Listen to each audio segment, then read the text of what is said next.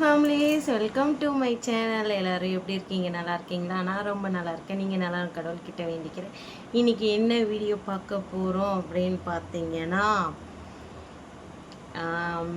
நான் போன மாதம் வந்து போஸ்ட் ஆஃபீஸ் போனப்போ கேட்டிருந்தீங்க. நிறைய பேர் வந்து அதை பற்றி தான் டீட்டெயிலாக பார்க்க போகிறோம். அக்கா, அது என்ன சேவிங்ஸு, அதை பற்றி சொல்லுங்கள் அப்படின்னு கேட்டிருந்தாங்க. அந்த ஒரு சில பேருக்காக தான் இந்த வீடியோ. வாங்க வீடியோக்குள்ளே போடலாம். ஏன் வீடியோ இதான் ஃபஸ்ட் டைம் பார்க்குறீங்கன்னா please like and subscribe, share பண்ணுங்கள். மறக்காமல் பெல் பண்ண கிளிக் பண்ணி உங்கள் சப்போர்ட் அண்ட் லவ் கொடுங்க. நான் ஏன் இன்றைக்கி இவ்வளோ சிரிச்ச முகமாக இருக்கேன் அப்படின்னு பார்த்தீங்கன்னா, ஒரு 2 விஷயம் நடந்தது. அது என்ன அப்படின்னு பார்த்தீங்கன்னா, ஃபஸ்ட்டு வந்து ஊருக்கு இங்கே என்ன பார்க்குறதுக்கு வரதா சொல்லியிருந்தாங்க. ராதா கிடையாது. நீங்கள் அப்படியே உடனே எல்லோரும் ராதா தானே அப்படின்னு சொல்கிற போகிறீங்க. ராதா இல்லை. இப்போ கன்ஃபார்மாக ராதாவுமே வராளா என்னன்னு தெரியாது. ஏன்னா அவ்வளோ ராதாவும் ஊருக்கு வரமாட்டா. கன்ஃபார்மாக வரேன்னு சொல்லியிருந்தேன் இன்றைக்கி. ஆனால் நான் சாயந்தரம் ஃபோன் பண்ணி இல்லைம்மா நீ ஊருக்கு வராதம்மான்னு நான் சொல்லிடுவேன்.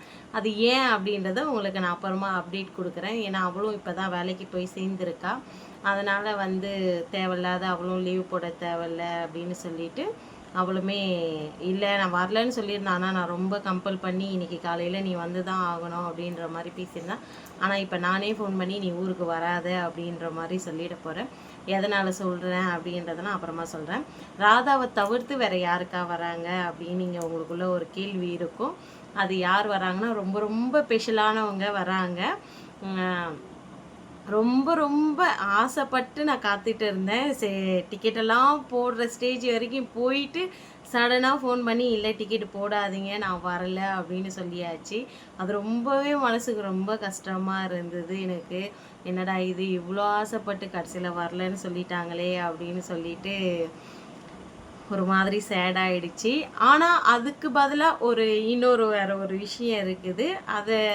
அது வந்து என்ன அப்படின்றத நான் சொல்கிறேன் உங்களுக்கு. இப்போ வாங்க நம்ம வந்து அந்த போஸ்ட் ஆஃபீஸை பற்றி பேசிடலாம். நீ பேச வந்ததை விட்டுட்டு வேறு தேவையில்லாதெல்லாம் பேசுகிற அப்படின்னு நீங்கள் நினைக்கலாம். உண்மையாக நான் வந்து சிரிப்பு முகமாக இருக்கிறதுக்கு காரணம் நான் உள்ளுக்குள்ளே அவ்வளோ சந்தோஷமாக இருக்கேன். அதனால தான் சிரிப்பு முகமாக இருக்கேன் நான். இப்போ வாங்க போஸ்ட் ஆஃபீஸில் வந்து நான் என்னென்ன பண்ணுறேன் அப்படின்றத ஃபஸ்ட்டு பார்த்துடலாம். உண்மையாக நான் சொல்கிறேன், இதுக்கு முன்னாடி வந்து இந்த போஸ்ட் ஆஃபீஸில் வந்து இவ்வளோ அமௌண்ட்டு போடணும் கொள்ளணும் அப்படின்றதெல்லாம் எனக்கு எதுவுமே தெரியாது. சேவிங்ஸ் அப்படின்றது எந்த ஒரு விஷயத்துலையும் எந்த ஒரு இதுலேயுமே நான் பண்ணது கிடையாது. சென்னையில் இருக்கும்போதும் சரி, இங்கே வந்ததுக்கப்புறமும் சரி பார்த்துருப்பீங்க. நிறைய செலவு பண்ணி நிறைய எல்லாமே பண்ணி கையில் வரது அப்படியே எல்லாமே செலவு பண்ணிடுறது, வரது எல்லாமே அப்படியே செலவு பண்ணிடுறது, இப்படியாவே தான் இருந்தது. சடனாக ஒரு நாள் வந்து எனக்கு அண்ணி தான் வந்து அண்ணியும் அவங்க ஹஸ்பண்டும் வந்து எனக்கு சொன்னாங்க. அவரும் அண்ணா தானே, அவர் என்கிட்ட நல்லா பேசுவார், தமிழில் தான் பேசுவார். அப்போ வந்து அண்ணா வந்து சொல்லியிருந்தாங்க, இந்த மாதிரி வந்து சேவிங்ஸ் பண்ண கற்றுக்கோ, சேவிங்ஸ் பண்ணு, சேவிங்ஸ் தான் உனக்கு முக்கியம் அப்படின்னு சொல்லிட்டு என்கிட்ட சொல்லியிருந்தாங்க. சரி நான் என்ன பண்ணுறது அப்படின்னு கேட்கும்போது, அண்ணிக்கிட்ட கேளு, அண்ணி பண்ணியிருக்காங்க, நானுமே இப்படி தான் இருந்தேன், அண்ணி கல்யாணம் பண்ணி வந்ததுக்கப்புறம் இன்றைக்கி எப்படி இருக்கும் அப்படின்றத உன் புருஷங்கிட்ட கேளு சொல்லுவார் அப்படின்னும்போது, அப்புறம் நான் வந்து எல்லாத்தையுமே சொன்னாங்க. மாமாவும் சொன்னாங்க, அண்ணாவும் சொன்னாங்க, அண்ணியும் சொன்னாங்க. சொல்லிவிட்டு அண்ணி வந்து எனக்கு ஒரு ஐடியா கொடுத்தாங்க. என்ன அப்படின்னு பார்த்தீங்கன்னா, மொத்தம் இந்த 3 புக்கு தெரியுதுங்களா? 3 புக்கு, 1 2 3, மொத்தம் 3 புக்கு சரிங்களா? இந்த 3 புக்கும் யாருது அப்படின்னு பார்த்தீங்கன்னா எங்களுது தான். இதில் இந்த பெரிய புக்கு மட்டும் வந்து மாமாவுது ஓகேங்களா? இந்த பெரிய புக் மட்டும் மாமாவது. மீதி இந்த 2 புக்குமே வந்து என்னதும் மாமாவது தான். இந்த 2 புக்கும், இந்த 2 புக்கில் அப்படி என்னக்கா எவ்வளோக்கா சேவிங்ஸ் பண்ணுறீங்க அப்படின்னு பார்த்தீங்கன்னா, இது நார்மலாக நம்ம வந்து போஸ்ட் ஆஃபீஸில் நம்ம பேங்க் அக்கௌண்ட்டில் எப்படி காசு சேவிங் பண்ணுறோமோ அந்த மாதிரி இதில் வந்து மாதம் மாதம் நம்ம காசு வந்து சேவிங்ஸ் பண்ண நம்மக்கிட்ட இருந்தால் நம்ம வந்து இதில் போடலாம், அக்கௌண்ட்டில் போடலாம். இல்லைனா வந்து இதில் போட தேவையில்ல. அந்த மாதிரி தான். இது வந்து கம்பல்சரி இதில் போட்டு தான் ஆகணும் அப்படின்றது இல்லை. நம்மளுடைய சேவிங்ஸு மாதம் மாதம், அதாவது வந்து பார்த்திங்கன்னா மாதம் மாதம் இதில் இருந்ததுன்னா நம்ம வந்து கட்டிக்கலாம். அந்த மாதிரி தான் வந்து இது 2ம். ஏன்னா இதில் நம்பர் எழுதியிருக்காங்க, அதனால தான் வந்து நான் கையை இப்படி வச்சிக்கின்னு காமிச்சேன். மற்றபடி வேறு ஒன்றும் இல்லை ஓகேங்களா? அந்த மாதிரி புக்கு தான் இது.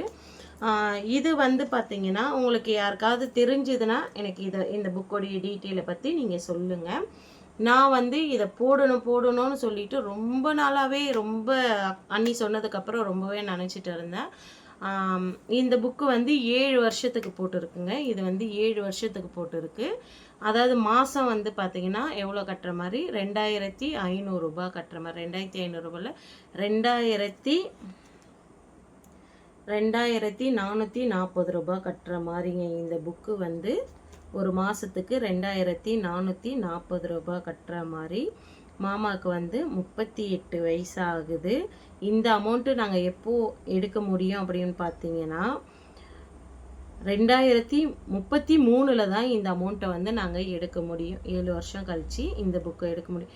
இதில் வந்து என்னென்ன பெனிஃபிட் இருக்குது அப்படின்னு பார்த்தீங்கன்னா, இதில் வந்து நம்ம கட்டுற காசை 2 வருஷம் கழிச்சு இல்லை 3 வருஷம் கழிச்சு இதை வந்து நம்ம பணத்தை எடுக்கலாம். எப்படி எடுக்கலாம் அப்படின்னு பார்த்தீங்கன்னா, லோன் மூலயமா நம்ம வந்து இந்த பணத்தை நமக்கு ரிட்டர்ன் எடுத்துக்கலாம். இதில் வந்து 5 லட்ச ரூபா வரைக்கும் வேலிடிட்டி இருக்குது. எங்களுக்கு வந்து லோனு அவங்க சொன்னது வந்து நீங்கள் எடுக்கலாம், 5 லட்ச ரூபா வரைக்கும் இந்த புக்கில் நீங்கள் லோன் எடுக்கலாம் அப்படின்றது தான் அவங்க சொன்னாங்க. அதாவது 3 வருஷம் கழித்து நீங்கள் லோன் எடுக்கலாம் இந்த புக்கில் இருந்து அப்படின்னு அவங்க சொன்னாங்க. இதில் வந்து நம்ம கட்டுற அமௌண்ட்டு எவ்வளோ, அதுக்கப்புறம் வந்து இதில் அமௌண்ட்டு எவ்வளோ வரும் அப்படின்றது வந்து எல்லாமே அண்ணி என் ஹஸ்பண்ட் மட்டும்தான் கணக்கு பண்ணாங்க. கணக்கு பண்ணி 7 வருஷத்துக்கு கரெக்டாக இருக்குது. ஆனால் இது வந்து வயசு வேறையாக தான் போடுறாங்களே. வயசு எவ்வளோன்றதை கால்குலேஷன் பண்ணி தான் வந்து போடுறாங்களே. இந்த புக்கு கிட்டத்தட்ட ஒரு 3 மாதமாக 4 மாதமாக இந்த புக்கில் நாங்கள் சேவிங்ஸ் பண்ணிக்கிட்டு வரோம். இந்த புக்கும் அதே மாதிரி தாங்க. எப்படியாவது பாடுபட்டாவது இந்த புக்குலேயும் மாதம் இவ்வளோ தான் ஃபிக்ஸட் டெபாசிட். இது ஃபிக்ஸட் டெபாசிட் மாதிரி. இது கம்பல்சரி மாதம் நம்ம லோன் கட்டுற மாதிரி மாதம் இதை கட்டி தான் ஆகணும். இதுவும் அதே மாதிரி தான் நான் மைண்ட் செட் பண்ணி இதுவும் அப்படி தான் கட்டணும். மாதம் நம்மக்கிட்ட இருக்கோ இல்லையோ அப்படின்னு சொல்லிட்டு கட்டணும் அப்படின்னு சொல்லிட்டு மொத்தம் இந்த 2 புக்கு சேவிங்ஸ் புக்குங்க. இது மாதம் வந்து இதில் நான் வந்து பணம் கட்டிக்கிட்டு வரேன். அதே மாதிரி இந்த புக்குலேயும் வந்து மாதம் 2440 ரூபா கட்டிக்கிட்டு வரேங்க.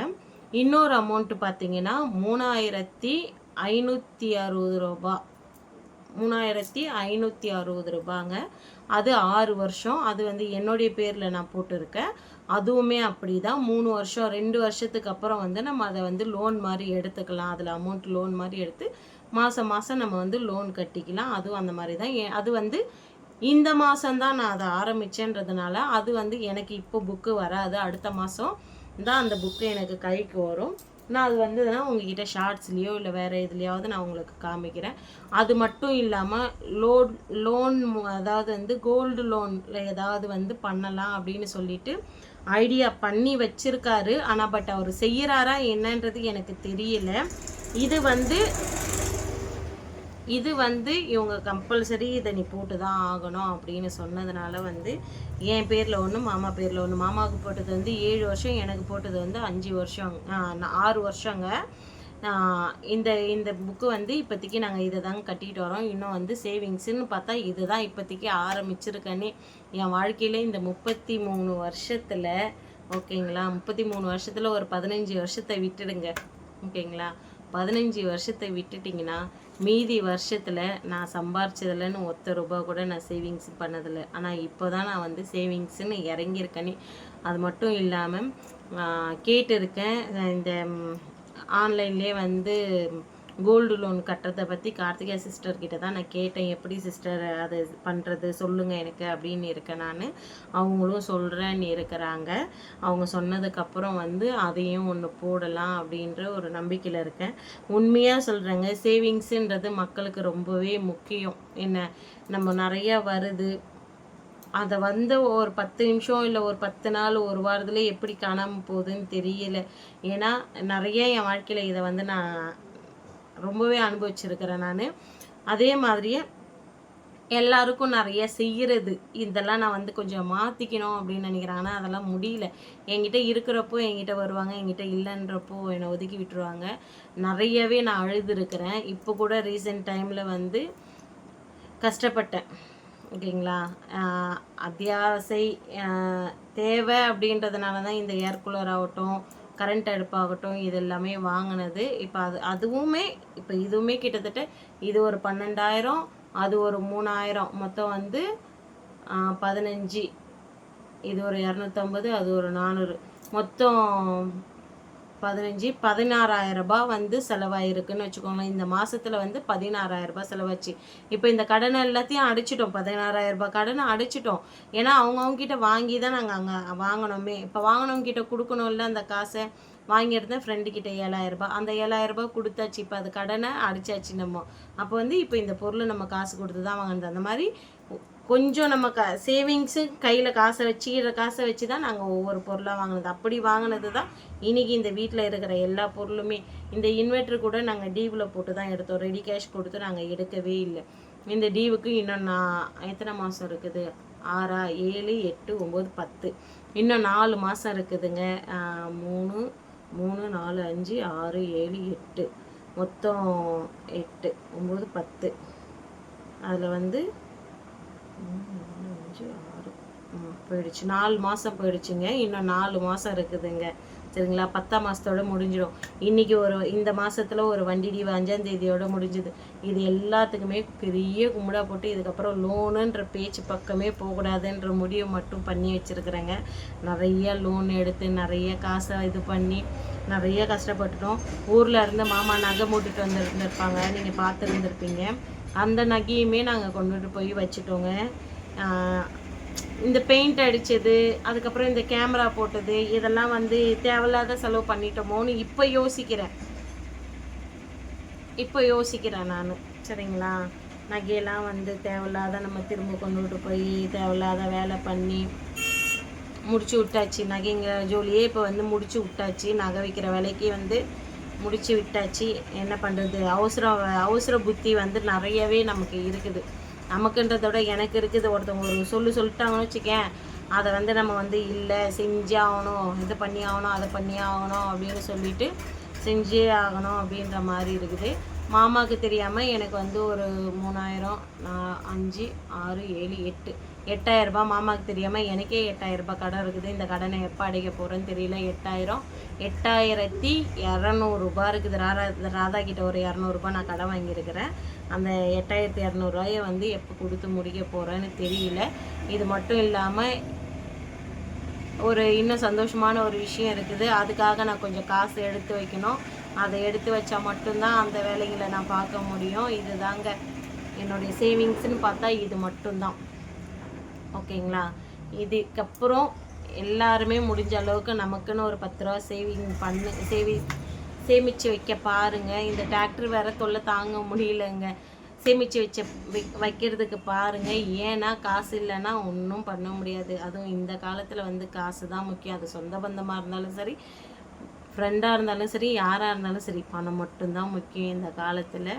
அப்படி எனக்கு நிறைய பேர் தெரிஞ்சவங்க தெரியாதவங்க எத்தனையோ பேர் ஹெல்ப் பண்ணியிருக்கீங்க. அவங்க எல்லாருக்குமே ரொம்ப ரொம்ப நன்றி. என்னுடைய சேவிங்ஸ் இது தாங்க. நான் இதை தான் கட்டிக்கிட்டு வரேன். இப்போதைக்கு இந்த 4 தான் நான் சேவிங்ஸ் பண்ணிக்கிட்டு வரேன். உங்களுக்கு எல்லாத்தையுமே டீட்டெயிலாக நான் சொல்லியாச்சு. ஓகே, இந்த வீடியோ பிடிச்சிருந்தா please like and subscribe, share பண்ணுங்கள். மறக்காமல் பெல் பட்டனை கிளிக் பண்ணி உங்கள் சப்போர்ட் அண்ட் லவ்வை கொடுங்க. பாருங்கள், பார்த்து பத்திரமா இருங்க. நெக்ஸ்ட் வீடியோவில் பார்க்கலாம். தயவு செஞ்சு உங்கள் சப்போர்ட் அண்ட் லவ்வை கொடுங்க ப்ளீஸ். ஓகேங்களா? பாய்.